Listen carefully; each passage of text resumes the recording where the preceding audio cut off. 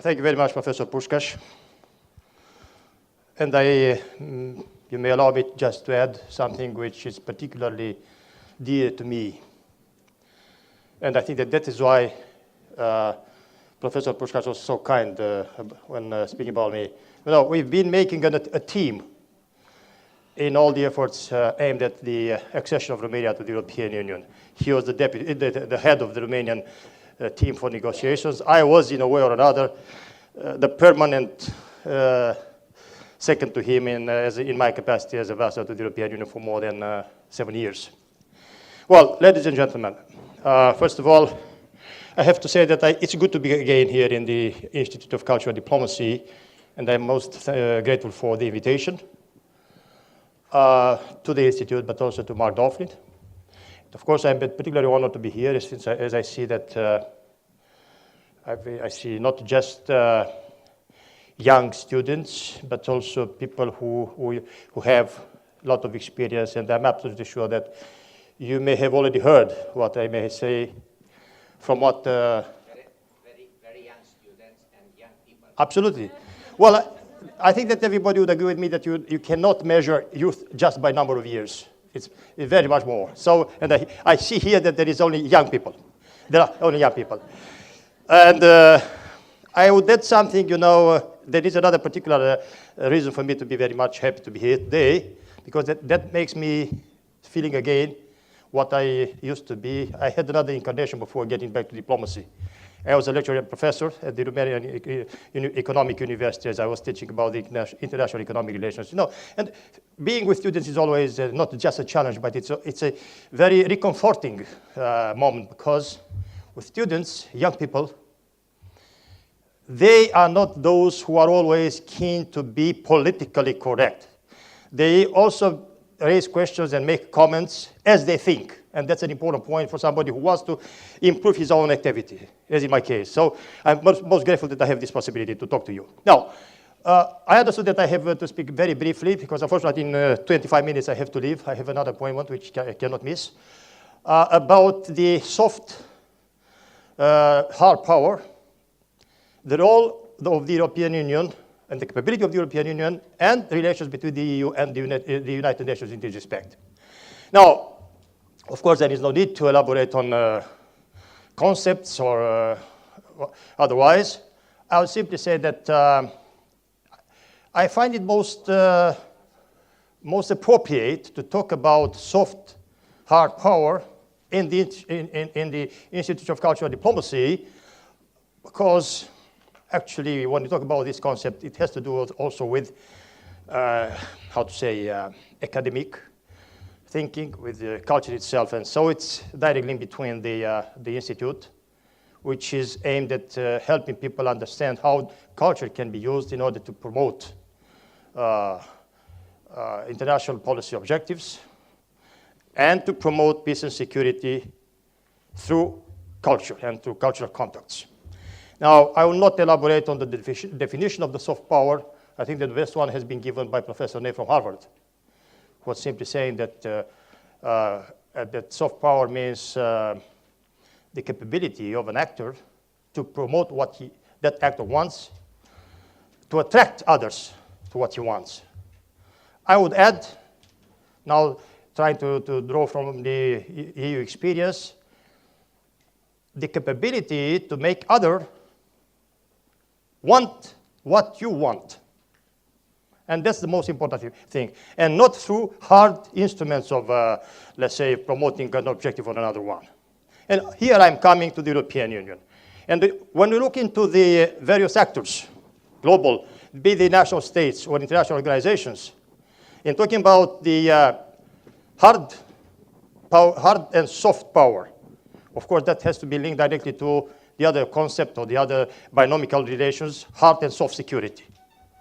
Then we may realize that among all these actors, perhaps I'm a little bit subjective, but in my opinion, looking into the international arena, the European Union is the one which has the most diverse, let's say, bunch of instruments which would or could enable the European Union to really become a global and central and primary global actor in what is the promotion of security via soft security, soft instruments and soft security instruments. And if we look into the past experience, I think that there are convincing arguments in this respect. As we see Europe as of now, the Europe of 27, 20 years ago, probably nobody would imagine that we may have been so successful to have a EU of 27 via only negotiations, dialogue, and sharing values. The enlargement policy of the European Union, it's one of, I think in history would be named always as one of the most efficient instruments to promote peace and security via peaceful means, not with hard power instruments. That's a point. And if we look also into the newly created, I'd say 2 or 3 years ago, the European neighborhood policy, in a way that's helping in the same way. Now, just to give these examples, and perhaps I'll conclude with a third one without being exhaustive. If we look into the fact that in other parts of the world, there are efforts of the states of those regions to, in a way or another, get inspired from what Europe has been doing to make for themselves similar or something along groupings of states. If we look into Africa, if we look into Asia, ASEAN, if we look into South America, there is an interest, a growing interest from these countries or regions to see how and what and how could one do based upon the experience of the European Union. Of course, mutatis mutandis, because you cannot apply the same given this different conditions. Well, the problem is the following. The European Union has such instruments. But so far, has the European Union been able to make the best and most efficient use of this capability this union has to promote such objectives, like, well, strengthening security and peace in the world based upon values? As I said, some of the policies which have been carried out so far do represent a proof in this respect. On the other hand, I think that, and everybody, I think there is a generally shared opinion that still the European Union has, let's say, has not yet been able to assert itself as a global actor so strongly as the capabilities the European Union and the member states would have. And there is need for looking for way and means to make of the European Union not just the greatest, the largest commercial power in the world, not just the grouping, the entity which provides the most quantity of the international assistance, but how to make use of it to promote this, let's say, peace and security based upon the values which you share. And therefrom came the need of reshaping the architecture of the European Union, the Treaty of Lisbon, the setting up of the European External Action Service.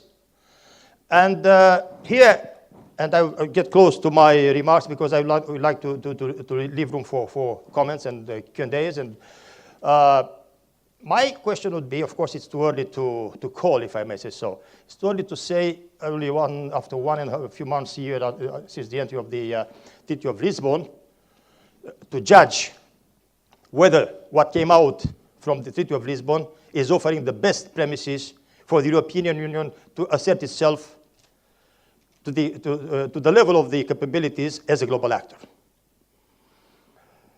I think that so far already one can speak about the need of further improvements. I am not speaking in terms of changing again the treaties because, you know, it's something which should be a little bit, how should I put it, at least raising question marks about only 1.5 years having a treaty to proceed to yeah, it's sensitive and delicate, yeah.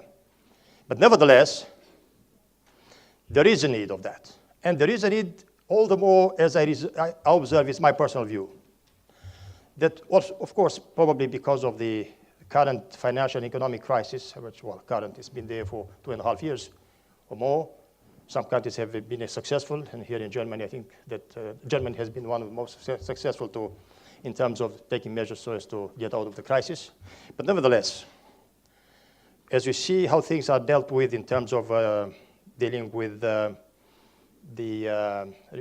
economic and financial crisis, I would say that we unfortunately see a kind of, let's say, tendency towards renationalization of policies. And I hope that that will not happen also in terms of the foreign policy. On the contrary, I hope that the European Union will be able to make use of the newly created architecture, the European External Action Service, to really assert itself as a global actor. But for this, of course, it's first of all need of the service to be fully put in place.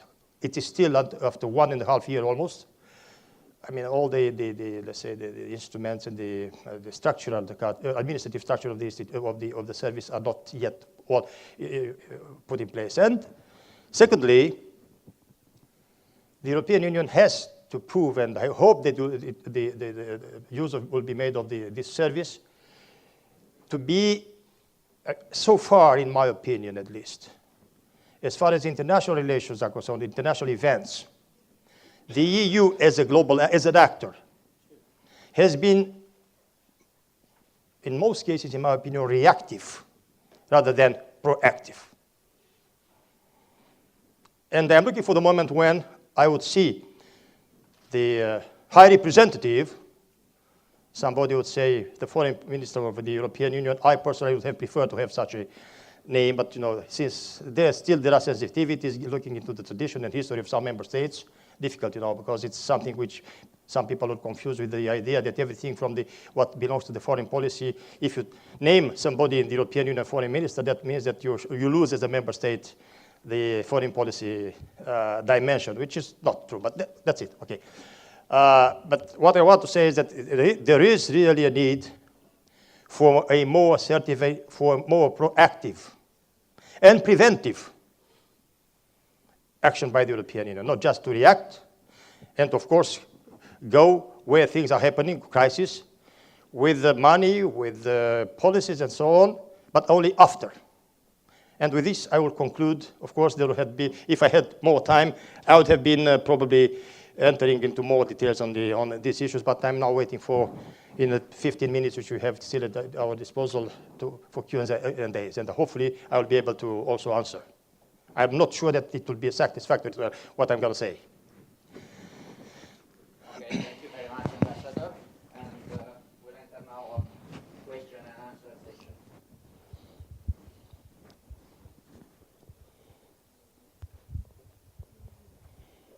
I think. Your Excellency, thank you for the presentation. I am Naomi Saba from Romania. I'm a PhD student. I would like to ask you, you said that the European Union has all the instruments to be a global actor. And then I would like to ask you, what do you think it's missing to be an active and to have the ability to respond to the challenges of the world? And I would also like to hear your opinion about the fact that do you think that maybe the new tendency in the European Union with the involvement of the European Council, so the member states more and more looking for their own interest, will make more difficult this process for the European Union? So okay, I've got the point. I would say that, well, I have to be quite careful, because have a meeting. That's the point. Now, on the first question, what misses yet?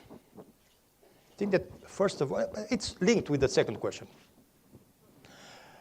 It's still, I would say, there is still need for, let's say, a little bit of thinking, first of all, by everybody who's involved in this process, to think more in depth and to clarify better the fact that by making of the European Union a real and genuine global actor with all the capabilities, it doesn't affect the interests let's say, traditions, some inertia at the level of, at the national level, to put it, let's say, in a euphemistical way. Still, there are among the member states, in the member states, or among some member states, opinions according to which foreign policy is still something which it's the quintessential aspect of national politics. We have to work on that. But it doesn't mean that, for what I've been saying, there are reasons for being pessimistic. Because, you know, it's such a complex process as the European Union is. It takes time, and it takes efforts. Let's remember what Jean Monnet was saying. L'union, on se fait par les faits, hein? Step by step. And it's difficult to get through some, let's say, inertial perceptions. Let's remember, although we are now in, there are people who speculate about the future of the euro and so on, I think it's pure speculation. I'm fully confident that euro would be a strong currency. But don't forget about the fact that the idea of having a EU currency, single currency, has been there for 40 years. Yeah? Nevertheless, it's, and I remember when I was a student myself, in all the papers which I was reading was no future of that. Jean Monnet came up with this. We have reality there now. It is there. And in spite of the fact that there are people who contest or something like that, say that, look, let's get out of the euro because of the crisis and so on. No, this is speculation, as I said. I think that we have to look into that also as far as the foreign policy is concerned. Because sooner or later, the time will come when people will realize in Europe that in the global environment where you have emerging actors, strong ones, the only future for Europe is to get united, also in the international arena. And that brings me to the, I would say, symbolistic perhaps yet, a development of recent weeks. It's the EU got, via a UN resolution, and coming to the last part of the UN-EU relations, you know that the European Union got the status more or less similar to the member states in the sense that the EU now has the right to speak directly to the General Assembly as any member state, the representative of the European Union, not just the presidency, the rotating presidency. And also to produce papers, proposals, and so on. It's just a step. It's a small one. But, you know, big objectives sometimes, if not always, start with the implementation with small steps. So, and your second question, in a way I already answered. It's true. It's true that still there is, let's say, kind of orgueil, as the French would say, pride in asserting in some member states or actors in the member states in asserting themselves as key actors. We look into that in various other international fora. For example, I am among those who would say that the European Union is as an entity, has the largest part of the International Monetary Fund special drawing rights. Yeah? And also, if you count them together, they have the strongest voting power. Nevertheless, the fact that each of the member states, still they want to get to be individual, lacks the European Union of the capability to be more assertive. But on the other hand, the fact that the EU now is participating as such via the President of the European Council and the President of the Commission to the G20, G8, and so on, it's another, it's something, it's an evolving process. So I am prudently optimistic, but I remain definitely optimistic on that. Thank you very much. Another question?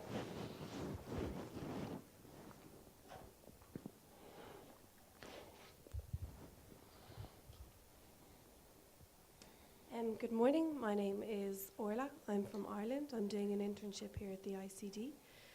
I was just wondering, if soft power measures don't work for the European External Action Service, do you think that it could be problematic that there are neutral countries within the EU should we have to move to like a standing deployment force like our Luxembourg colleague was talking about?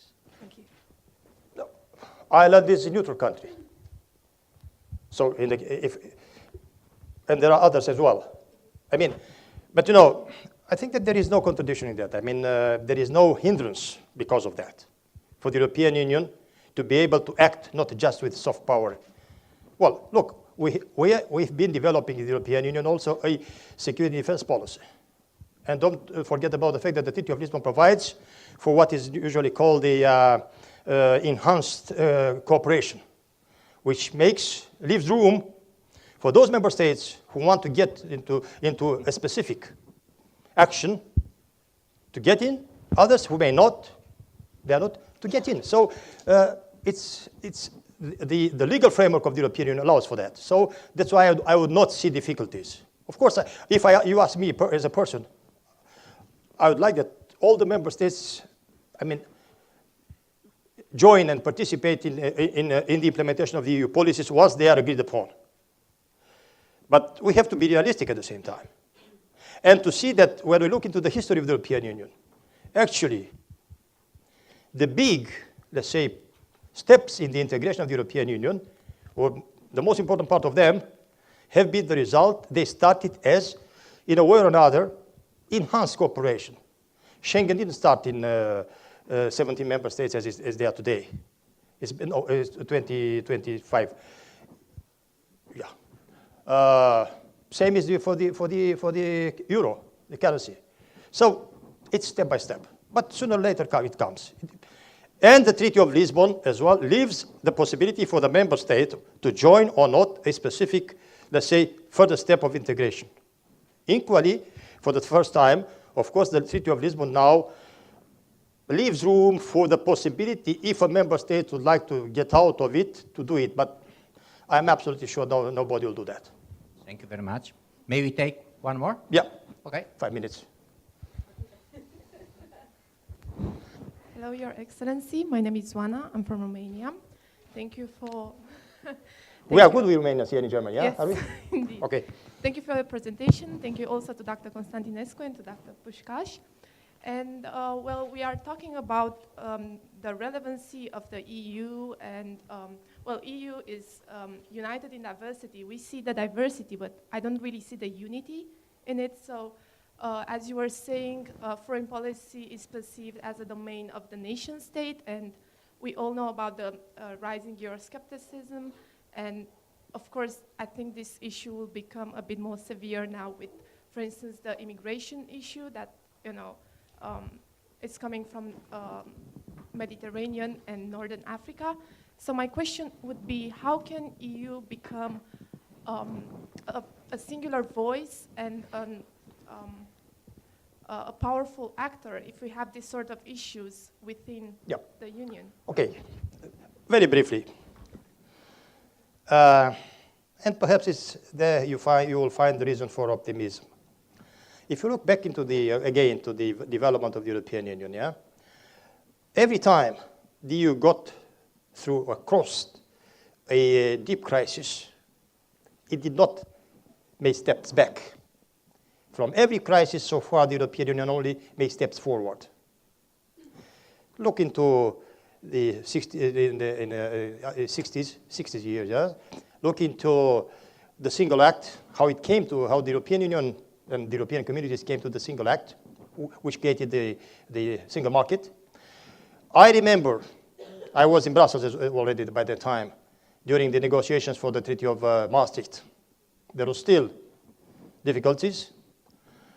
And every time, once again, the EU, after the referenda, which took place in 90s, remember that Denmark was not entering into the European Union after the treaty, was not ratifying the Treaty of Maastricht.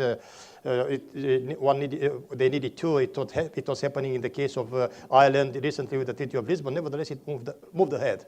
So this is why I would say that I'm not that much pessimistic, and I'm pretty sure that things would come up positively from this, in spite of what you see in the media about skepticism and all these type of things.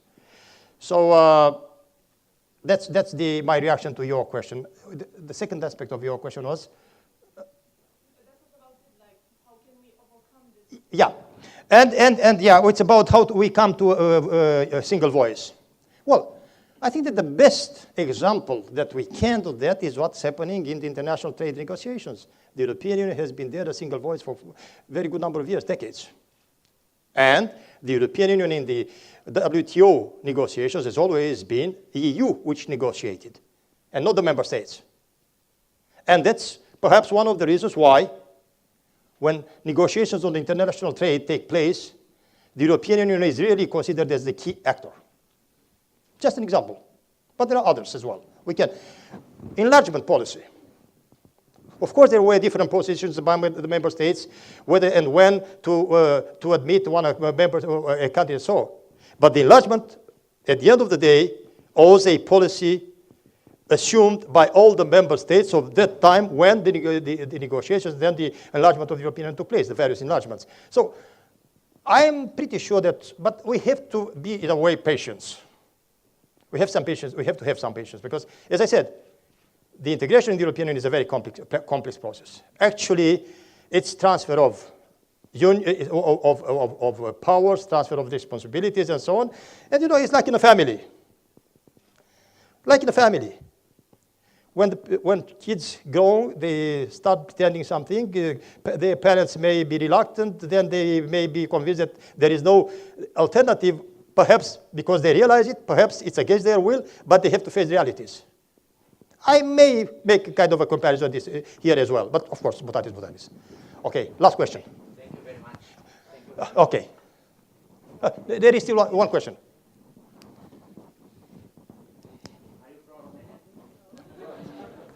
No, I'm against monopol. Yeah.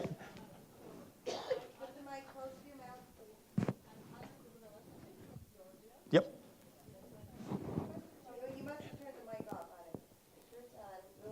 Okay. Yeah. Yeah, it is a quick question. So it became a concern for me after yesterday because I was told that it was announced and in the news about the Denmark. In regards to EU, they're going to close the borders. They're not completely withdrawing from Schengen, but become more strict with the border area. So how do you think, how would that affect in this interdependent world the rest of the states? Because if you ask me, for example, this free movement of people and goods. Okay, I got the point. I would simply ask you to read what happened in the European Union in the 60s with the famous la chaise vide, the empty chair. Then there was a total mess in the European communities by that time that everything distracted. No, it came back. You remember that? That would happen here as well. I mean, I'm absolutely sure. And if you see the reactions from what Danish authorities, some ministers would say something, others would say something. Always in the European Union, there is a way for compromise. Okay? Thank you very much, All Ambassador, for this comprehensive and a very optimistic approach. All the best.